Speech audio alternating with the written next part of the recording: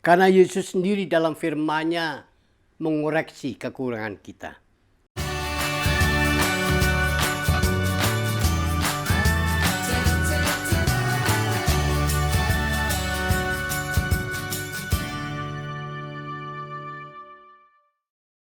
Dengan penuh sukacita kembali kami menjumpai Bapak Ibu Saudara dalam lawatan firman Allah hari ini. Namun mari sebelum kita menerima mengimani firman Allah, bahkan menjadi jawaban dalam persoalan Bapak Ibu Saudara, kita kembali tunduk kepala dan berdoa. Bapa di surga, kami percaya Engkau ada di tempat ini, Engkau juga ada di tempat Bapak Ibu Saudara yang menyaksikannya. Karena Engkau Immanuel, Allah menyertainya. Kalau Allah hadir, pasti kekuatan iman terjadi. Jawaban dalam setiap pergumulan umat-Mu. Karena bagimu tidak ada mustahil. Terpuji nama-Mu, berbicaralah lewat hamba-Mu ini. Dalam nama Yesus Kristus, kami berdoa dan mengucap syukur. Amin. Nah, kembali dengan rasa sukacita hari ini kita akan sama-sama menikmati kebenaran firman Allah. Saya percaya kita semuanya hari demi hari menghadapi masalah, tantangan dalam kehidupan. Namun hari ini kita akan dengar ajaran firman Allah dengan satu kalimat, hadapilah segala tantangan hidup ini bersama dengan Tuhan. Karena Yesus sendiri dalam firman-Nya mengoreksi kekurangan kita. Yohanes 15 ayat 5 mengatakan, akulah pokok anggur dan kamulah ranting-rantingnya. Barang siapa tinggal di dalam aku dan aku di dalam dia, ia berbuah banyak. Sebab di luar aku, kamu tidak dapat berbuat apa-apa. Perlu kita garis bawahi kalimat terakhir. Sebab di luar aku, yaitu di luar Tuhan, kamu, yaitu Bapak, Ibu, Saudara, dan saya sebagai pembawa firman, tidak dapat berbuat apa-apa, apa saja. Nah, karena itu hari ini kita harus mengakui, kita manusia tidak dapat terhindar dan menghindari dari segala masalah yang merupakan tantangan dari hari ke hari. Alkitab mengatakan, di luar aku atau Tuhan, kamu tidak dapat berbuat apa-apa. Jadi solusinya yang paling tepat dalam hal tantangan ini, hadapilah segala tantangan itu bersama dengan Tuhan. Artinya, jadikan Tuhan menjadi peran utama dalam hidup kita. Sekali lagi, jadikan Tuhan menjadi peran utama dalam hidup kita. Kolose 1 ayat 18b, ia yang lebih utama dalam segala sesuatu. Mengapa begitu? Pertama, karena Kristus Tuhan ada dalam diri kita. Galatia 2 ayat 20 mengatakan demikian. Namun, aku hidup, tetapi bukan lagi aku sendiri yang hidup, melainkan Kristus yang hidup di dalam aku.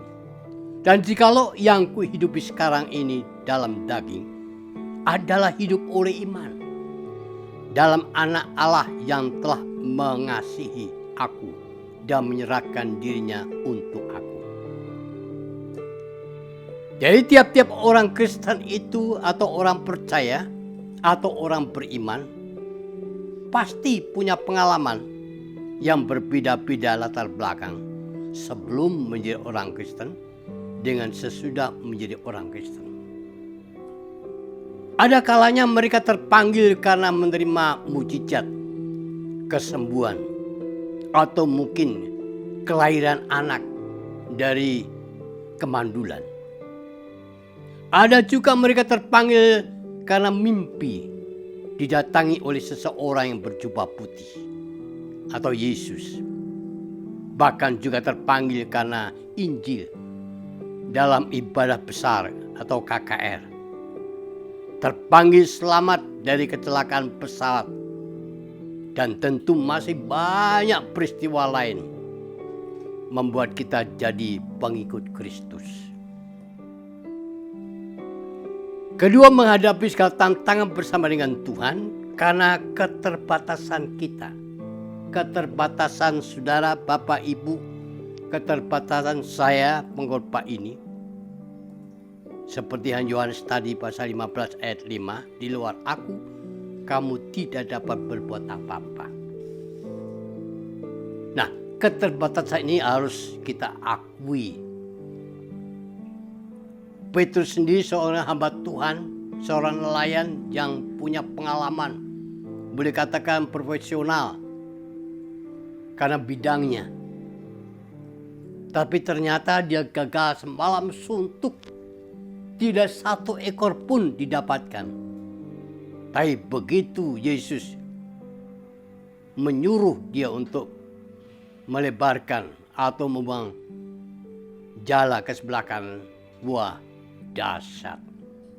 Didapati ikan-ikan yang luar biasa banyaknya. Sampai perahunya pun tidak mampu.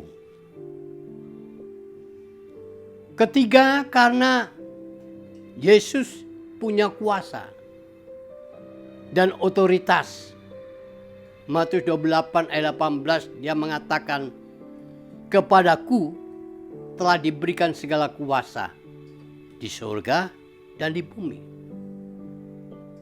Nah, saya mau bertanya, pernahkah kita menjumpai atau Bapak Ibu menjumpai orang yang punya kuasa baik di surga dan di bumi?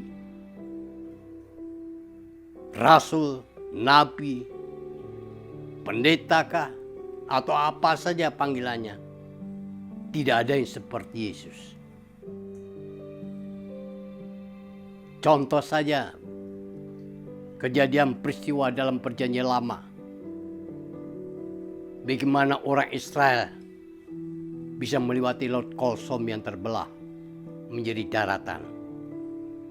Bagaimana orang Israel lewat daripada 10 bala. Hanya orang Mesir saja yang menerimanya.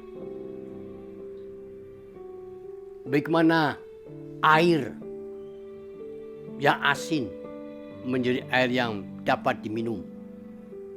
Hanya dilempar sebuah tongkat saja. Dalam perjanjian baru, bagaimana orang lumpuh sejak kecil, udah 38 tahun tidak dapat disembuhkan lewat kolam. Tapi Tuhan dapat menyembuhkan. Bagaimana orang yang buta sejak kecil, tapi Tuhan menyembuhkannya, bisa melihat. Orang yang mati, Lazarus, dibangkitkan hidup kembali.